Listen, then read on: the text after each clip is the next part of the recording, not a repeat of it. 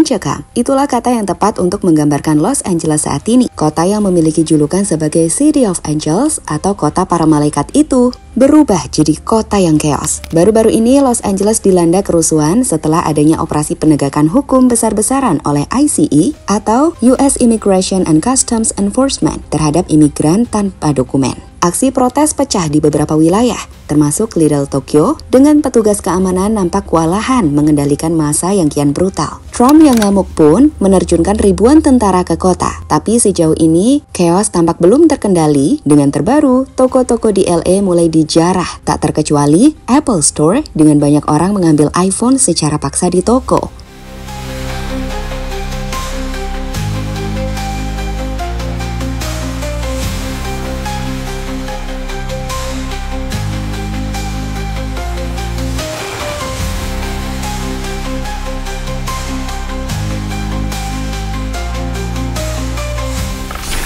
Sejak kembali menjabat sebagai Presiden Amerika, pemerintahan Trump telah menetapkan kebijakan kuota penangkapan pada para imigran. Trump menargetkan 3.000 imigran per hari, di mana ini meningkat drastis dari ratusan sebelumnya. Trump menilai para imigran adalah penyebab meningkatnya kriminalitas. Dan baru-baru ini, reklamasi penangkapan nampak semakin besar ketika petugas ICE yang tampil dengan gaya militer menangkap banyak orang di LA. 6 hingga 8 Juni, ICE menggelar operasi besar di berbagai distrik dengan ratusan orang ditangkap, yang menyebabkan protes besar-besaran terjadi. Awalnya, semua nampak seperti protes dalam. Sebelum akhirnya, chaos terjadi. Massa mulai berani menyerang petugas keamanan dengan mobil-mobil polisi dihancurkan dan pembakaran pada mobil terjadi di mana-mana. Kerusakan properti mulai terjadi. Kaca pecah, mobil dibakar, grafiti di berbagai tempat, dan penjarahan toko terjadi. Ya, malam 10 Juni, laporan menyebutkan bahwa penjarahan mulai terjadi di berbagai toko. Lihatlah bagaimana Apple Store yang ada di LA mulai dijarah dengan iPhone diambil oleh para penjarah.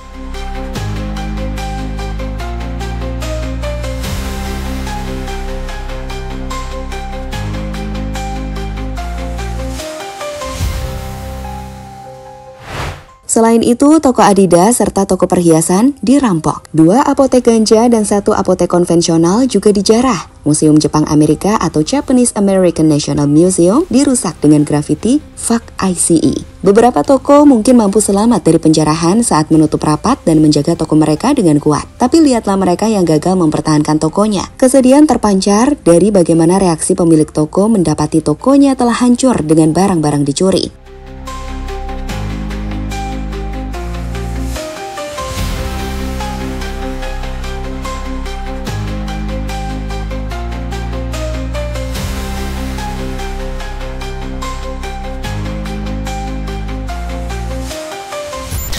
Bentrok keras, Trump mengamuk, tentara turun ke jalan.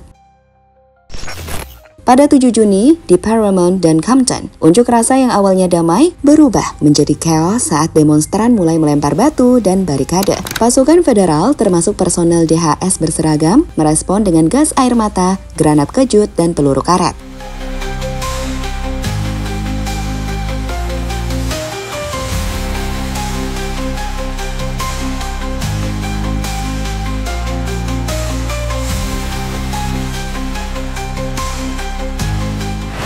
Melihat bagaimana petugas mulai kewalahan, Presiden Trump menandatangani memorandum untuk memfederalisasi Garda Nasional California. Ia mengirimkan sekitar 2.100 anggota di bawah komando langsung Gedung Putih untuk terjun ke LA. Ini adalah keputusan kontroversial yang sangat jarang dilakukan sejak era 1960-an. Namun tak berhenti di situ, markas militer terkuat di dunia, Pentagon, juga mengerahkan 700 marinir aktif dari 29 Palms untuk mendukung operasi. Trump pun menggunakan panggung pidato di Fort Bragg untuk menggembar-gemborkan slogan, "Kita akan membebaskan Los Angeles dari insurrectionist dan sampah kota."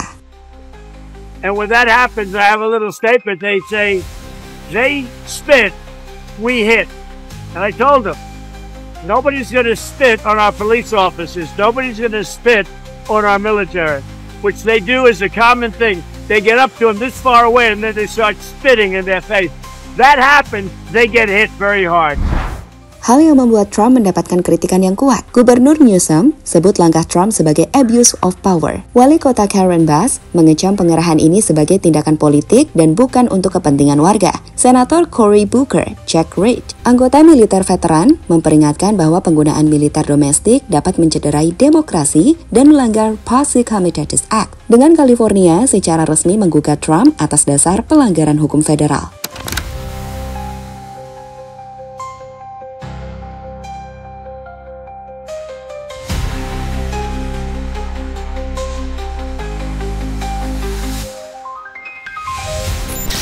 Kondisi terbaru.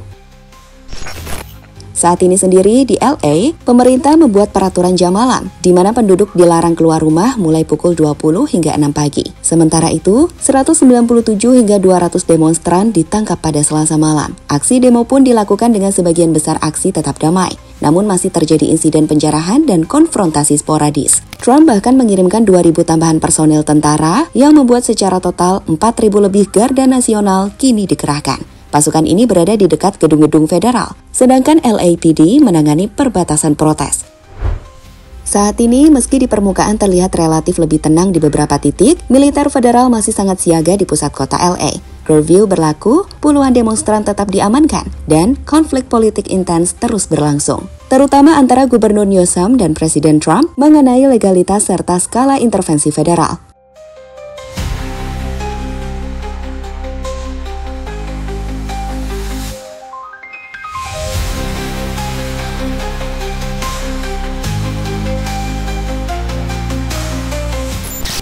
Kota-kota lain ikut berdemo. Menariknya, aksi demo yang terjadi di LA ini justru mulai merembet ke kota lain. Maksudnya, alih-alih terbungkam oleh aksi militer yang ditempatkan oleh Trump di berbagai wilayah Amerika Serikat lainnya, demo juga terjadi. Di Texas, aksi serupa juga terjadi, meski nampak tak ada keributan dengan demonstrasi damai.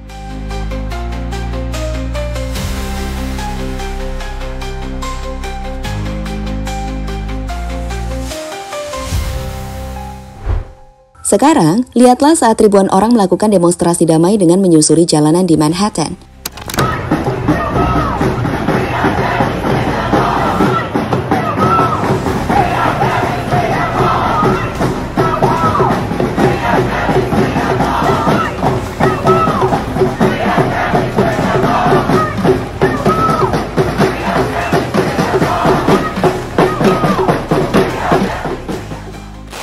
Apa yang terjadi di Texas dan Manhattan menunjukkan bahwa militer tak bisa membungkam suara. Alih-alih meredam keresahan, pengarahan militer oleh Trump di LA justru memicu gelombang solidaritas nasional. Langkah represif seperti pengerahan tentara mungkin dimaksudkan Trump untuk menakut-nakuti atau mengendalikan warga. Tapi justru semakin ditekan, semakin besar dorongan untuk melawan. Ini disebut boomerang effect. Upaya menekan malah memperbesar reaksi publik. Demo justru meluas ke Texas, Manhattan, Chicago, Seattle, Boston, dan beberapa kota lainnya.